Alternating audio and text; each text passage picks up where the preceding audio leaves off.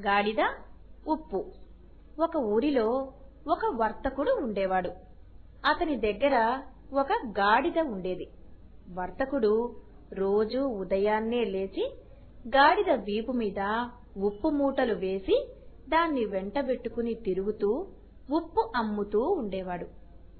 ఒక రోజున ప్రతిరోజులాగే ఉప్పు అమ్మటానికి గాడిద వీపు మీద మూటలు వేసుకుని పక్క గ్రామానికి బయలుదేరాడు వర్తకుడు.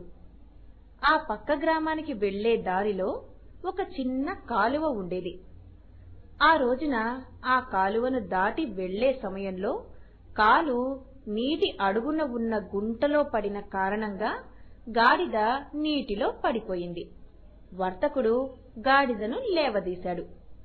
నీటిలో పడిన ఉప్పు మూటలను మళ్లీ గాడిద వీపుపై వేశాడు.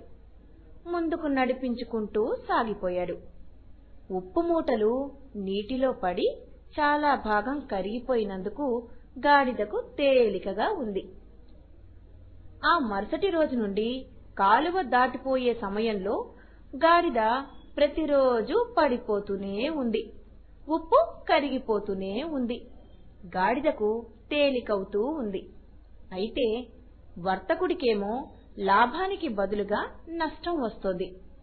గాడిద ప్రతిరోజు కావాలనే నీటిలో పడిపోతుందని వర్తకుడు కనిపెట్టాడు. అందుకని ఒక రోజున ఉప్పు మూటలకు బదులుగా పత్తి మూటలు వేశాడు. గాడిద అలవాటు ప్రకారంగా కాలువ దాటుతూ నీటిలో పడింది.